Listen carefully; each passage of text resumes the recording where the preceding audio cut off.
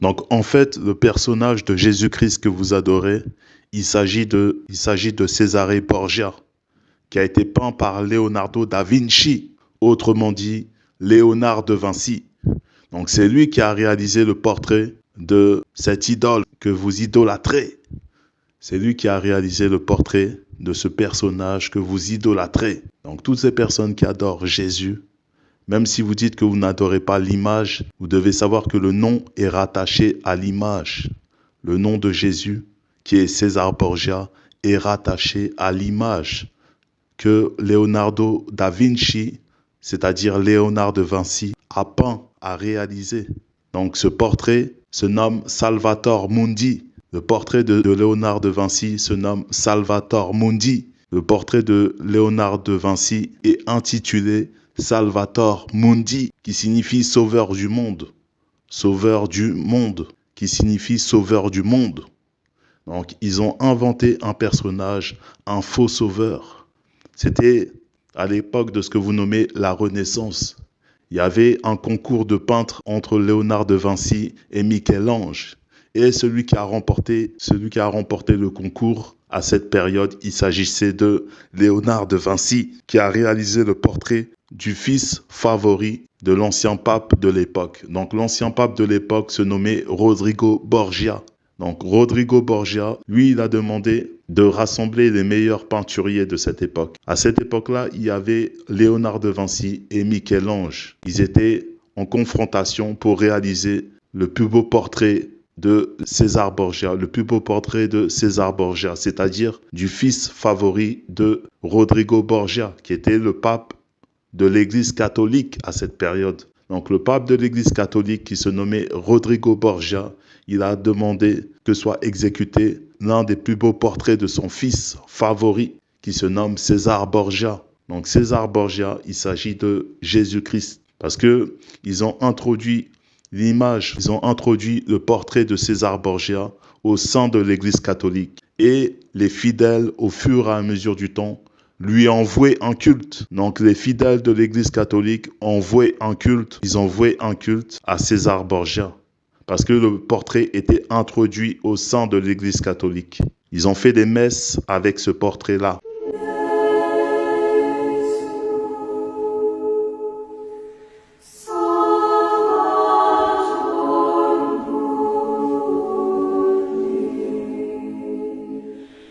Ils ont fait des messes avec ce portrait-là. Ils ont fait des messes avec le portrait de César Borgia.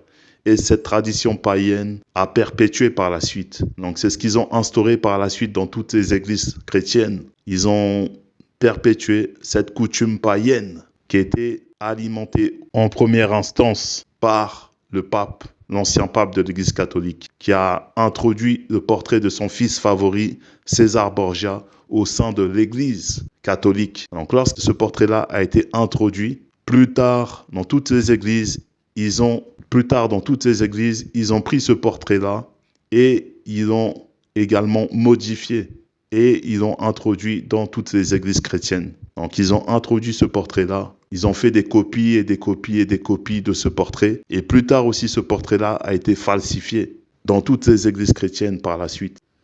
Donc dans toutes les églises chrétiennes, ils adorent le portrait de César Borgia, qui est le fils de l'ancien pape de l'Église catholique, qui se nommait Rodrigo Borgia, alias Alexandre VI. Donc, ils ont adulé un personnage qui manifestait des mauvaises œuvres dans le visible. Ils ont adulé un personnage qui est un pécheur, qui est le fils de la perdition. Lui, il a eu des rapports intimes avec sa sœur qui se nomme Lucrezia Borgia. Il a eu des rapports incestueux avec sa sœur qui se nomme Lucrezia Borgia. Donc César Borgia, le personnage de Jésus que vous adorez, César Borgia, lui, c'était un assassin. Ils ont fait une série en l'honneur des Borgia. C'était une famille de débauchés. Et eux, ils faisaient régner l'immoralité. Donc la famille Borgia, eux, ils instituaient l'immoralité. Donc César Borgia, alias Jésus-Christ, lui, il a eu des rapports intimes avec Léonard de Vinci, Il a eu des rapports intimes avec Leonardo da Vinci. Il a eu des rapports intimes avec Leonardo da Vinci. Dans le livre de la sagesse de Salomon, dans le chapitre 14, au verset 15, il est dit ceci. Un père affligé par un deuil prématuré a fait le portrait de son enfant trop vite enlevé. Cet être humain qui n'était plus qu'un cadavre, il l'honore maintenant comme un dieu et il a transmis aux siens les rites d'un culte secret. Puis avec le temps, cet usage impie s'est fortifié. Il a pris force de loi. De même, sur l'ordre des souverains, on rendait un culte à leur statut. Les gens qui habitaient trop loin pour venir les voir en personne et les honorer firent réaliser chez eux leurs effigies. On fabriqua une image bien visible du roi vénéré pour faire une cour empressée à l'absent comme s'il était présent. Le culte s'étendit même à ceux qui ne connaissaient pas le souverain grâce à l'ambition de l'artiste. Celui-ci, désireux sans doute de plaire à son maître, mit tout son art à le représenter plus beau que nature. Alors la foule fut séduite par le charme de l'œuvre. Et celui qui était jusqu'à là honoré comme un homme fut bientôt objet d'adoration. Point.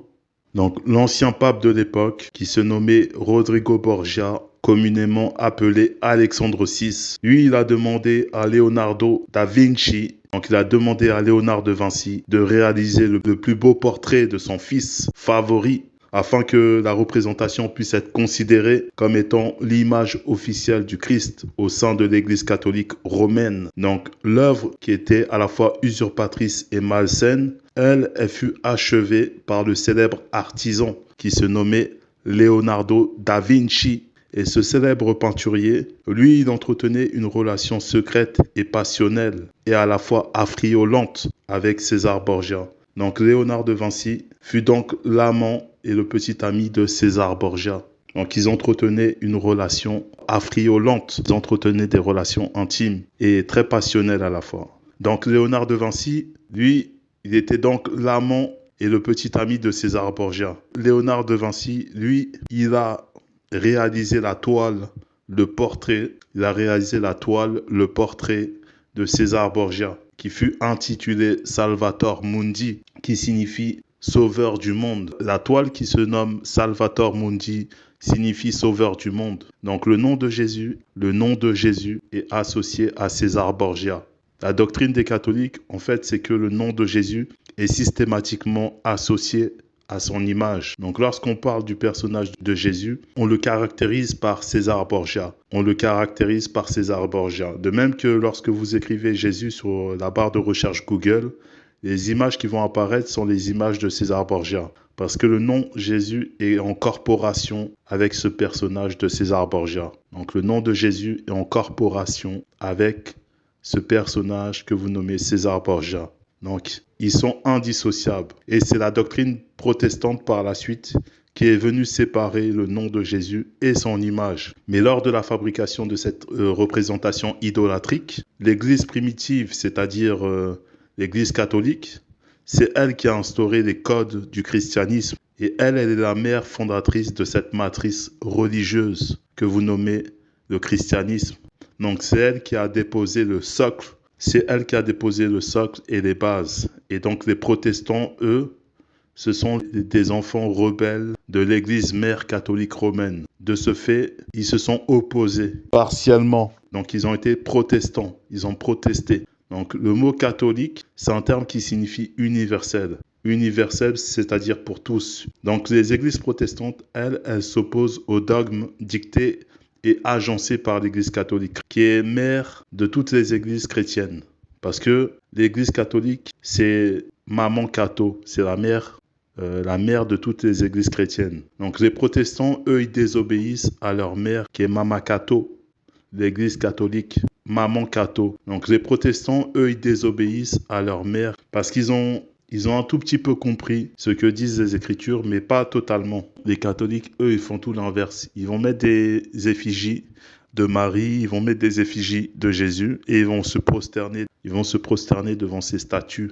Ils vont faire des images taillées, ce qui est contraire aux Écritures bibliques. Donc, ils vont s'opposer aussi à ce qui a été relaté dans les Écritures bibliques pour inventer des doctrines qui sont mensongères, en faisant le contraire de ce que les Écritures rapportent. La doctrine des catholiques, en fait, c'est que le nom de Jésus est systématiquement associé à son image. Donc lorsqu'on parle du personnage de Jésus, on le caractérise par César Borgia. Rendez donc à César ce qui appartient à César.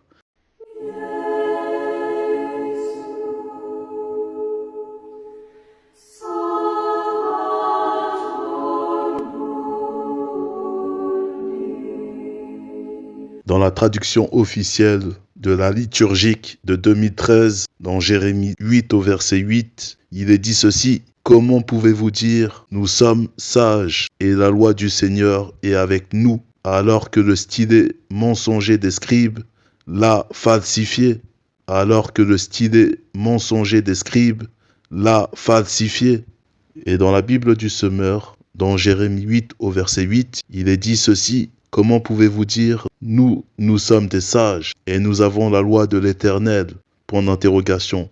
Car en réalité, le stylet mensonger des spécialistes de la loi l'a changé en mensonge. Le stylet mensonger des spécialistes de la loi l'a changé en mensonge. Point.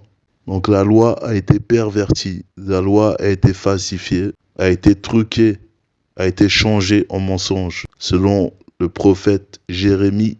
Donc la loi a été pervertie, la loi a été falsifiée,